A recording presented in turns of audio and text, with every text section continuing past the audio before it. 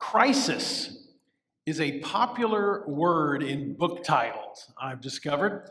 If you go on Amazon and under books and put in the word crisis, it says there are 70,000 possibilities there of books that either have that in the title or they're dealing with somehow a crisis. There are books, for example, that talk about midlife crisis. Like that one. Books that talk about financial crisis, or perhaps an identity crisis. Others that talk about the debt crisis, or perhaps also the climate crisis. And then, of course, my personal favorite, the great superhero epic, The Crisis on Infinite Earths. That's a little bit of a different kind of a crisis. But there's a lot of books about crises.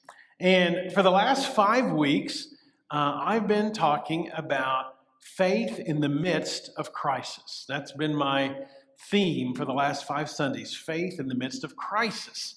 And we talked about all kinds of crises that people in the Bible had to face. Moses and the children of Israel with the army of Pharaoh approaching, Jeremiah as the Babylonian army invaded Jerusalem, the fiery furnace, the lion's den. And then last week we talked about Paul and shipwreck. These crises that people of faith had to navigate their way through and hang on to God in the midst of crisis. Well, today I want to close out this series with a different kind of crisis.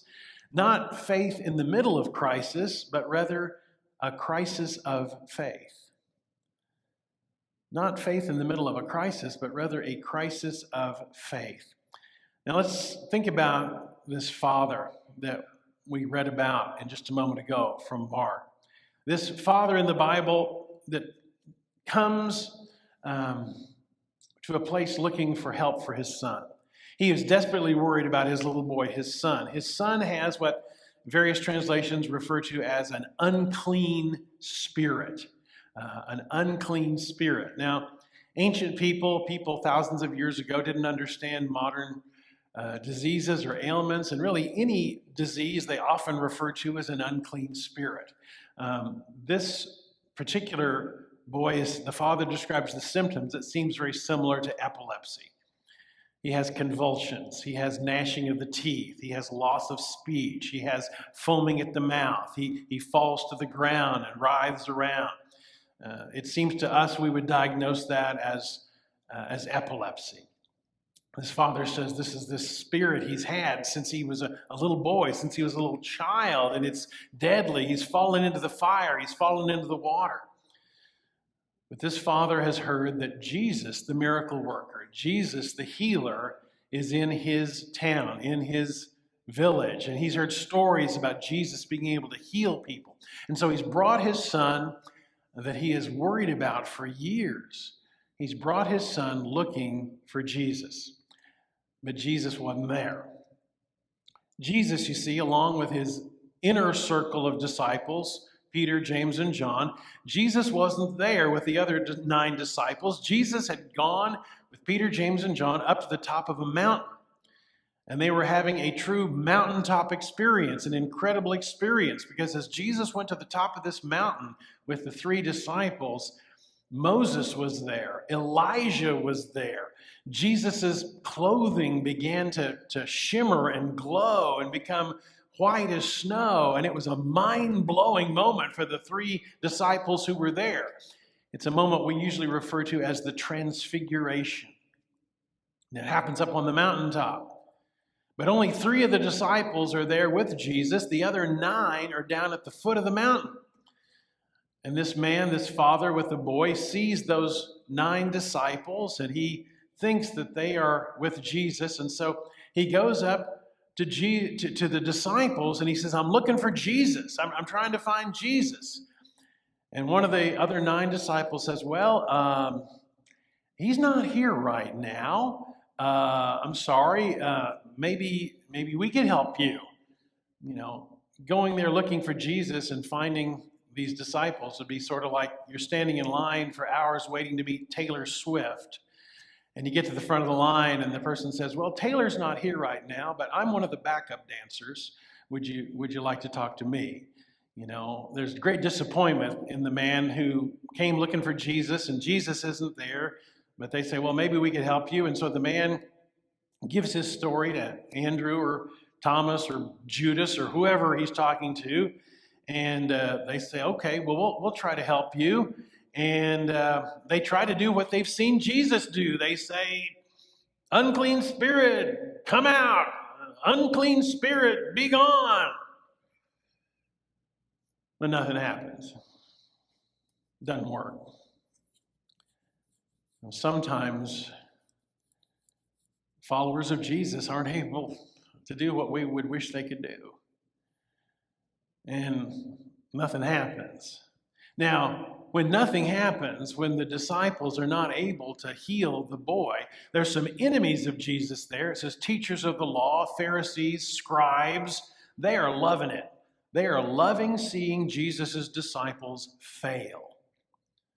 And they begin to make hay of this, to mock this and say, see, it's all a joke, it's all a fraud. Those guys, they can't do anything. And they start using this as an opportunity to criticize the ministry of Jesus, Jesus' enemies.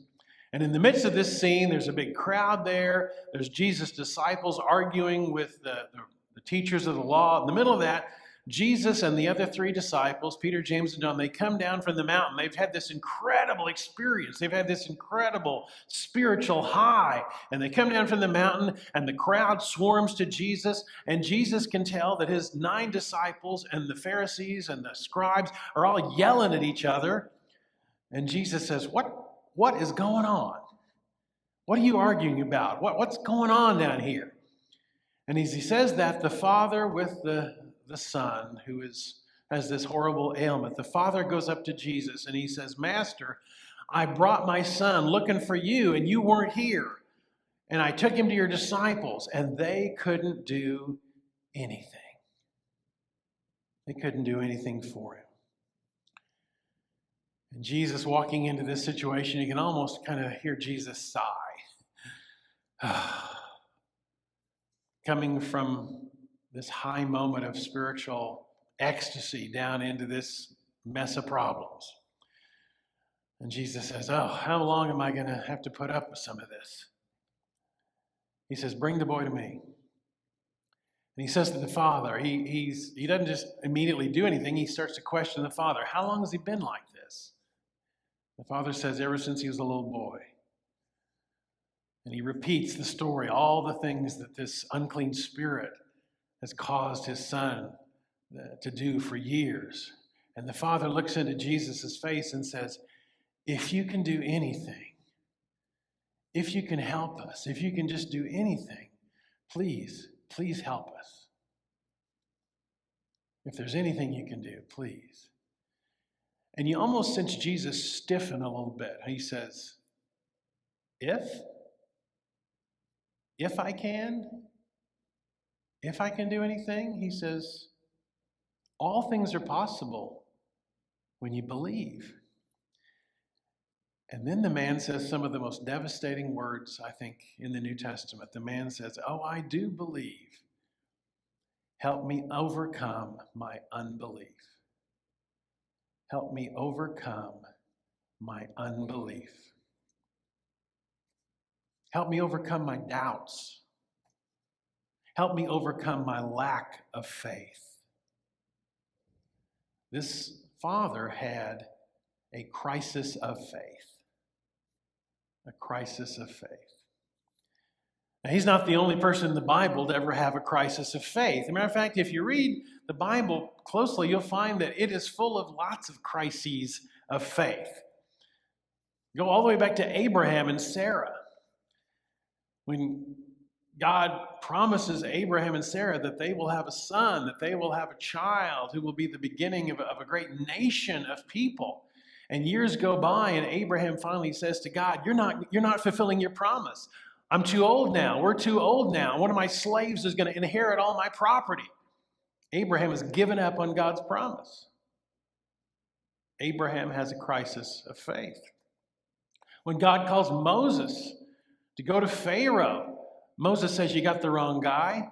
He says, they won't believe me. They won't believe you sent me.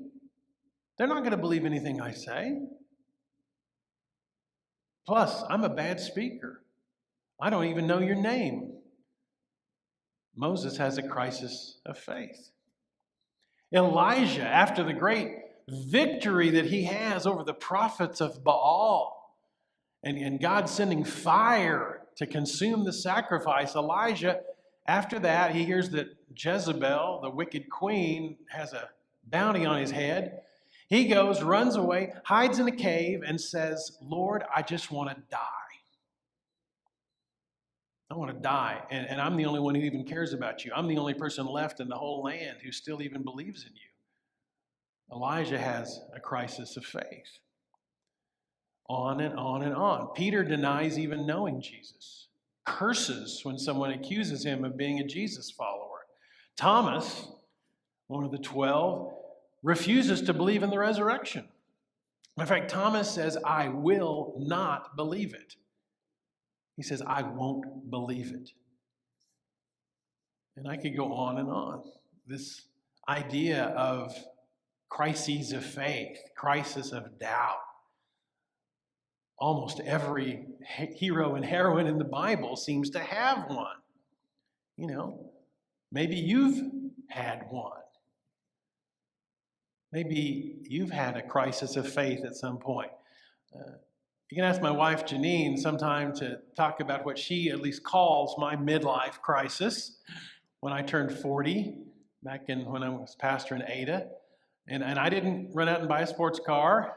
Not that I could have afforded one, but I didn't go out and buy a sports car or decide I want to try out for Survivor or decide I want to jump out of an airplane. But no, I did think when I turned 40 and I started thinking about things, I said, Lord, I don't know if I can do this ministry thing for 25 or 30 more years. I just don't know if I can do it. I don't know if I can last that long. I don't know. I'd been in ministry at that time for 15 years. I thought 25 or 30 more years? I don't know if I can do it. It's too hard. It's too hard on your family. It's too hard on your finances. It's too hard on your ego. And I prayed a lot, and I talked to God a lot, and I said, Lord, you either need to release me from my call, or you need to give me new energy and confidence and inspiration. You need to either build me up or let me go. One of the two. I just don't think I can do this 25 or 30 more years. And I felt God telling me that He would supply my needs, that He would guide me, that He would inspire me, that He would fill me, that He would help me, that it was His ministry, not mine, and that indeed I felt a new peace, I felt a new calm, I felt a new energy. I felt like I could go forward, maybe making some changes in how I was treating my own life and health and everything else. But it was a crisis in some ways. Now, if Abraham and Sarah could have a crisis of faith, if Moses and Elijah and Peter and Thomas and all these other people that we now call saints, if they could have crises of faith, it's okay if we have them too. It's okay if we have moments of doubt or questions. It's okay because we're human, just like they were human. One of the incredible things about the Bible is the people that we read about were real life people. They weren't perfect. They weren't sinless. They were real life people who sometimes stumbled and sometimes had questions and doubts. And it's okay to have questions or doubts. You know, over the 34 plus years that I've been an ordained pastor, I've had in my different congregations, including this one, I've had, I think, dozens of people tell me the same thing and just different versions of the same story. People say, you know, I was raised in a church, they'll say, I was raised in a church where you were not allowed to ask questions. They'll say, I was raised in a church where I was told, don't ask questions, don't express any doubt, don't question anything you don't understand or believe, just believe. Just don't ask hard questions. And if you don't understand something or it seems weird, just keep your mouth shut. Just believe. Just have faith. Don't ask questions. Well, faith is good. We all lean on faith, but the Bible never says we have to have blind faith. The Bible never calls us to an ignorant faith, a faith that is counter to reason. There's been far too many people who, when they are told, when they get to be a teenager or a young adult and they start to have questions about faith, they start to have questions about the Bible, and they're told, well, we don't ask those questions, just believe, just keep your mouth shut. Those folks end up leaving the church or leaving Christianity altogether. It's okay to have questions. It's okay to ask hard questions. When I was getting ready to go to seminary, I'd finishing up my undergraduate work, and I was getting ready to go to seminary. Some very well-intentioned lay people were worried. They say, you start reading all that theology and all those professors, you could lose your faith. One person even said they shouldn't call it seminary, they should call it cemetery, because they'll bury your faith. They were afraid that I might read something that might raise a question. They were afraid that some professor would pose a question that would make me question something. Following Jesus doesn't mean you become anti-learning or anti-science or anti-intellectual or anti-study. Faith isn't closing your mind. Faith is not closing your mind. Faith is a journey that we continue to ask questions, and we find the answers to those questions through reading the Bible, through prayer, through conversation, through study. It's a journey, and we continue to expand our understanding of who God is and who Jesus is. Now, I know for a lot of people, when you talk about a crisis of faith, it's not so much I read a book or I heard a professor or some teacher and that made me think about something. For most people, a crisis of faith is not an intellectual crisis. It's an existential crisis. It's like the father in this story. A crisis of faith is brought on by a sick child, or the death of a spouse, or the death of a parent, or the death of a sibling, or a diagnosis of cancer, or all kinds of things that are like gut punches. And when those things happen, when we get that diagnosis, or we find out that person is ill, or we find out that person has died suddenly, or on and on and on, and our response is, why, God? Why is this happening? Why did you let this happen, God?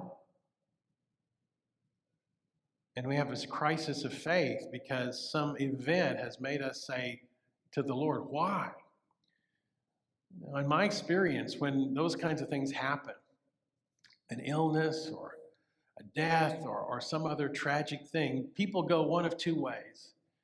Some people let it drive them away from faith in God, but others let it push them towards God in a time of crisis, drive them towards the arms of a loving Father.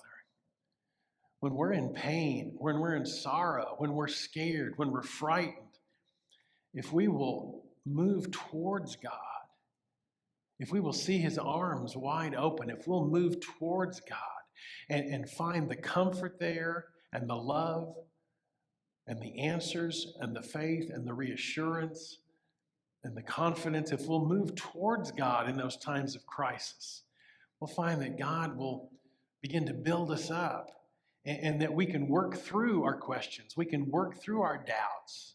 We can work through that crisis if instead of running away from God, we'll run towards him. We'll run towards him.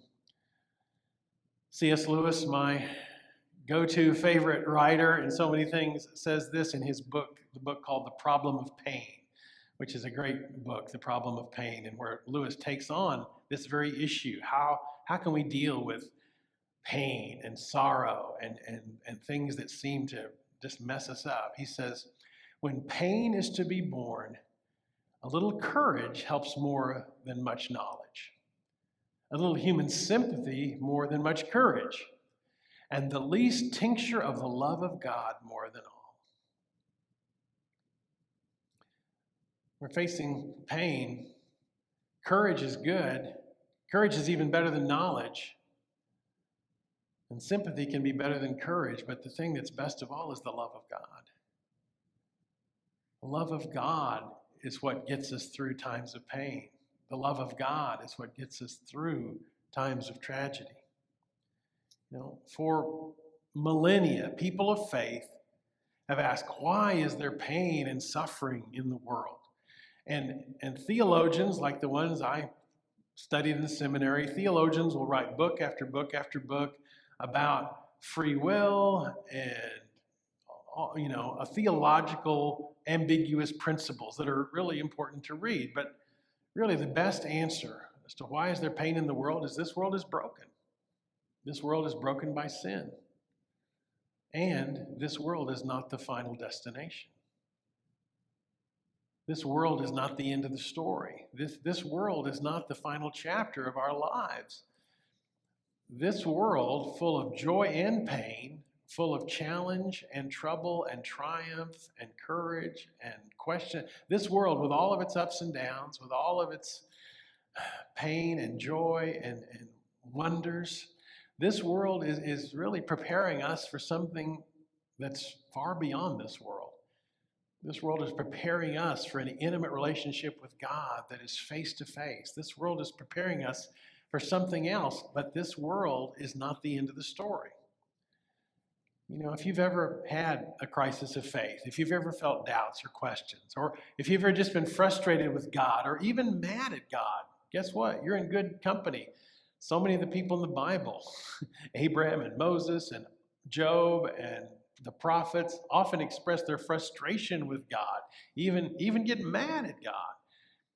If you've ever had a time of crisis of faith, you're in good company with the great heroes and heroines of the Bible and with most of the Christian leaders over the last 2,000 years. The question isn't, will we ever have questions? Will we ever have doubts? The question is, what will you do when you do? What will you do when you do have a doubt or a question or a challenge? Will you just run away? In my experience, that's a tragic response. Instead, will you run towards God? Will you bring your questions and your doubts to God? Talk them through with God. Talk them through with a Christian friend, a Christian family member, with me, with Graham, with a Sunday school teacher.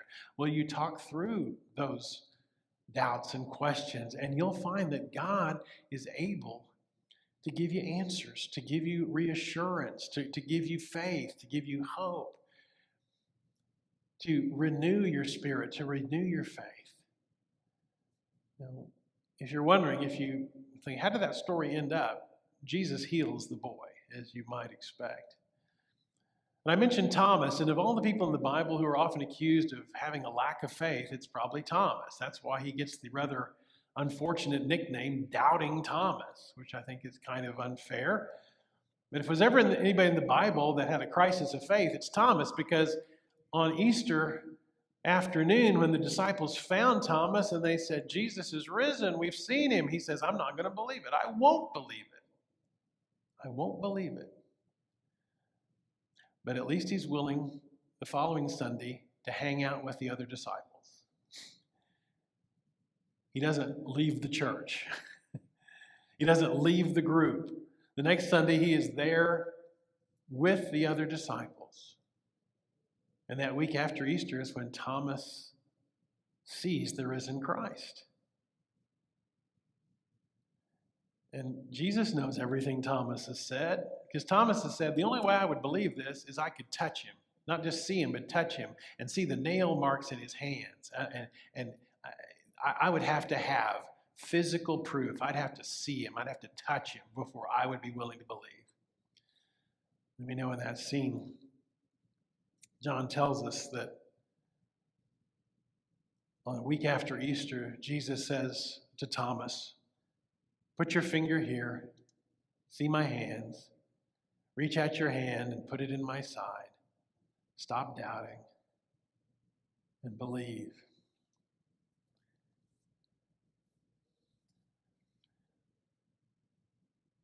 And Thomas, guess what? Thomas is a saint just like the other disciples. He doesn't remain doubting Thomas. That's not his legacy. That's not the final word on Thomas. Yes, Thomas had doubts. Yes, Thomas had doubts that he stated in pretty stark terms. I'm not going to believe it. But he didn't stop hanging out with the other believers.